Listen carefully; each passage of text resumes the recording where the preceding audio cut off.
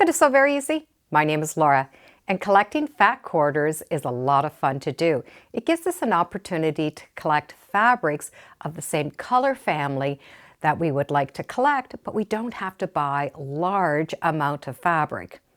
So if I want to collect a bunch of whites or off-whites, I can do a 1/4 meter at a time. Same with blues, reds, greens, anything that we want.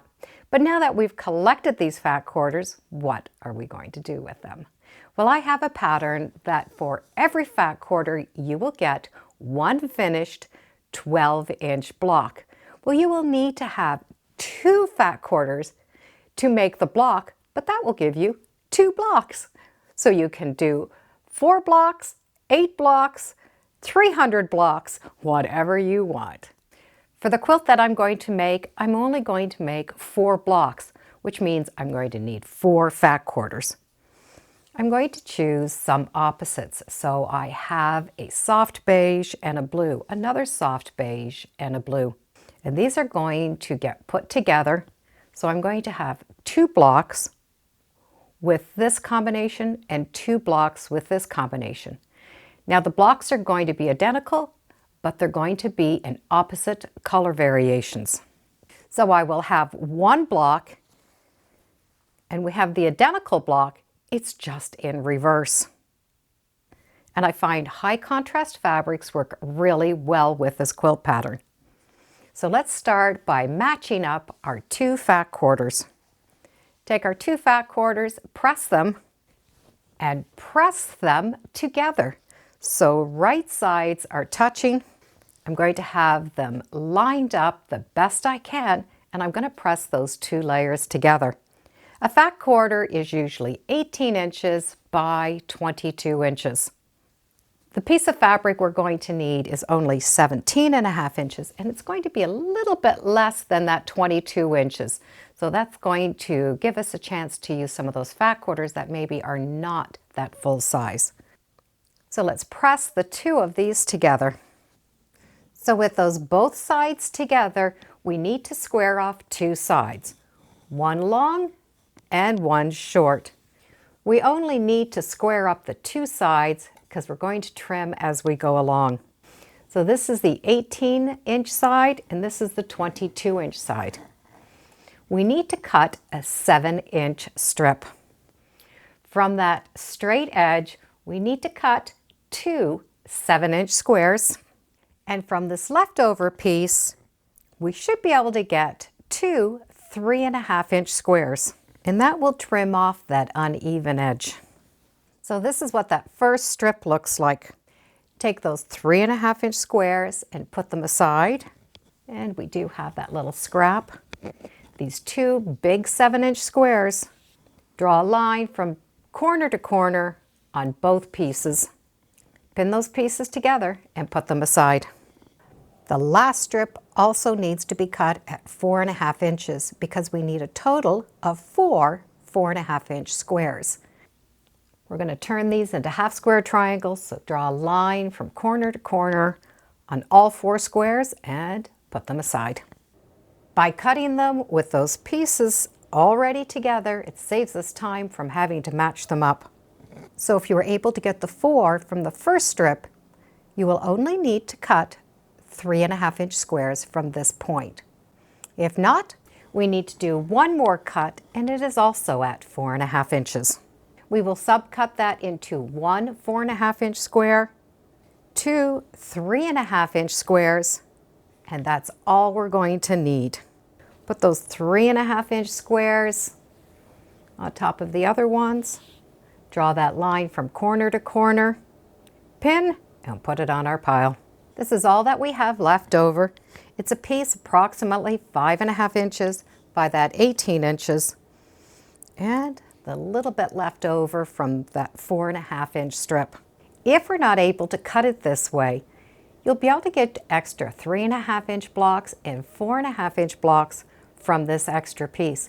So if your fat quarter happens to be a little bit smaller, you're still going to be able to get it in from that fat quarter. What we are needing is our 4 3.5-inch squares, 4 4.5-inch squares, and 2 7-inch squares. If your fat quarters are nice and big, then you're going to be able to use this and sew it together for borders. We do need to sew 1/4 inch from that center line, but because we might want to trim them up a little bit, do a scant 1/4 inch. If your machine can move that needle over, move it over about 2 stitches. So it's a really scant 1/4 inch on both sides. So sew on both sides of all of those 6 squares. Once those lines have been pressed together, we can cut it apart, press it, and trim this up to 6.5 inches. So we will have 4 6.5 inch half square triangles. From those smaller ones, same thing, we've stitched, trimmed it apart, press them open, and square these up to 3.5 inches, and that will match those 3.5 inch squares.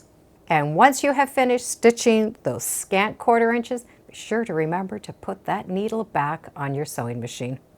We have lots of room to trim off those small 3.5 inch squares.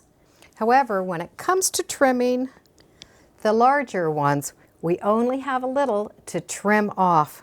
And that's why it's important that we do that scant 1/4 inch, so it gives us just a little bit of a peekaboo fabric to trim it off and make it square. So we have 4 large and 8 small half square triangles and 8 3.5 inch squares. Divide each of our piles in half, and for those 3.5 inch squares, the light's going to go on one side and the dark will go on the other. And we can sew one pile together at a time. The pile that's going to have that darker 3.5 inch square, we need to take those large half square triangles and have them pointing into the center. Those dark 3.5 inch squares will go along in a row. And the small half square triangles will also point to the inside. So that's the layout of the block with those darker squares. The one for the lighter squares, it's just opposite. Those large half square triangles are going to point inside. The light will go in a row. And those small 3.5 inch half square triangles are going to point in. So we've made the same block, it's just opposite.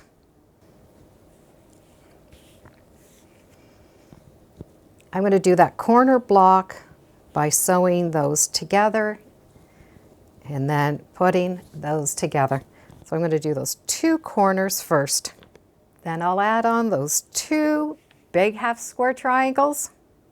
And as long as I keep pressing the seams going in the opposite directions, they're going to nestle together so I can do that final seam. And for all of this stitching, we need to do a 1/4 inch seam allowance. And do that for the light and the dark blocks. And that's all there is to make this block. I really love this block. There's something simple, crisp, and clean. And it's easy.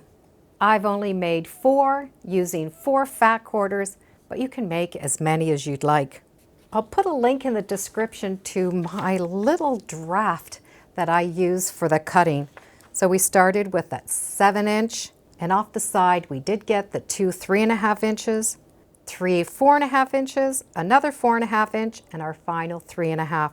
So we will have a little bit left over. And the fabric that I did start with was 18 inches by 22 inches. So I cleaned off those 2 edges and then started trimming from there. Now this is not to scale, but it definitely will help you keep organized as you're cutting. Now we get to put these together. So we have lights and darks. We can put it together so that those little squares are in the center. And this really does make a nice table topper. But we can put it so that the larger triangles are in the center. And it's still a really nice looking block. And we can change it still again. And this really makes those triangles more noticeable. If we do sew them together, where we have a large triangle in the center, the squares will join up as the rows. So we're going to have that large square, and then beside it, we will have this. And you can see where those triangles would be on the other sides. So there's a lot of different ways we can put this together. If you do use a lot more fabric, you're going to be able to mix and match these colors. So you're not going to have them side by side. However, if you do like to use the same fabric, get 2 of each of the fat quarters, so you're going to have matching sides. So now I just have to figure out how I'm going to put them together. This block is traditionally called an old maid's puzzle, but it is a great looking block in 2 different colors, blacks and whites, red and whites, blue and whites.